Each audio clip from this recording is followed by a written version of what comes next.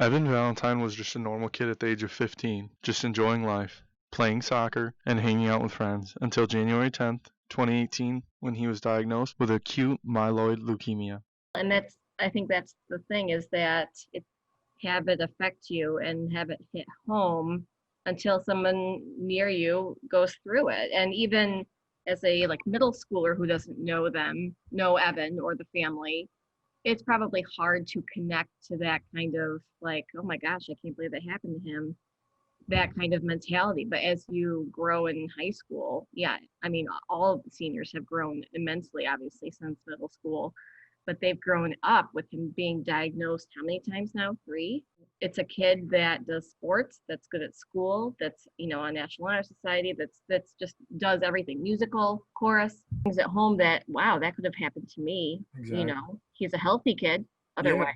yeah. Eats healthy, he's a good weight, he's athletic. So I think all of those factors make his peers grow up kind of quicker.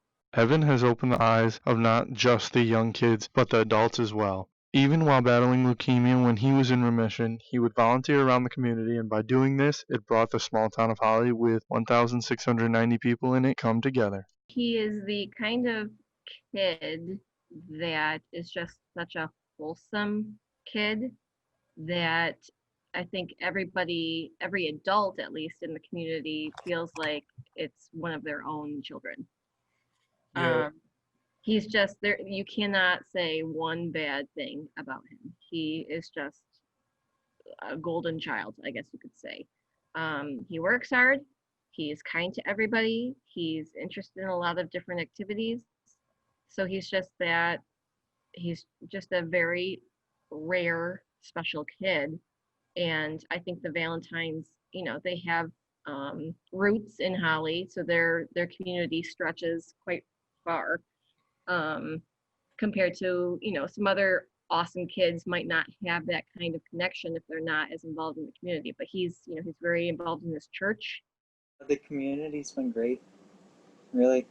In Holly, it's been really, really, really cool to see how the community does come together for other people, especially myself, but not just me anymore. It's everybody that comes together now for different things. And like the fire that happened this past year, they came together for that. They got all those clothes for all those families, the 4 families that were living there. I think it was 4.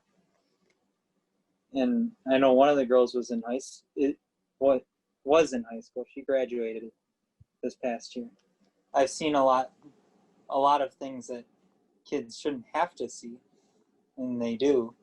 And I think it's made me a stronger person mentally and physically. Well, maybe not physically, but definitely mentally. I mean, like in person was right before he was diagnosed again. He had a nosebleed in my class. I remember that. He was sitting in the front of the room, I think in the study hall. He just came down and he had a nosebleed. And I went down and I said something to the nurse, and I was like, he has a nosebleed. And she's like, yeah, it's not good.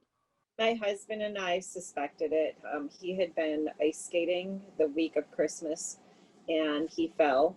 And in his words, It was epic. It was epic. Yeah. It was his words. I was skating epic. with one of the hockey kids, And the bruise looked a little odd after a few days. And we both kind of had a suspicion, it's always there after the first diagnosis. It's just always there. And when he had that bruise and it looked a little odd, we were like, okay. And then about a week later, he started having nosebleeds. And then we were really suspicious. And we thought, boy, I hate to even think this, but maybe it's back. And the following day, Evan said to me, I'm cold and I cannot get warmed up. And then we were both like, oh my goodness, I'm pretty sure this is back. So he was due for blood work that week. The following week, he was due for blood work for a follow-up visit up here to the clinic, and had the blood work done. And within probably an hour, the hospital was on the phone with us, telling us to come in immediately. Makes me live a day at a time. Don't take anything for granted. I do, like I said before, I consider myself lucky compared to some of the other stories that we hear up on this floor and what we see on the floor. It felt pretty good. I got to ring it twice now.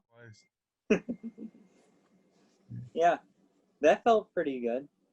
And it felt like, oh, it's over, but you know, I think this time if I get to ring it, this time it'll feel a lot better, and I don't think it'll come back.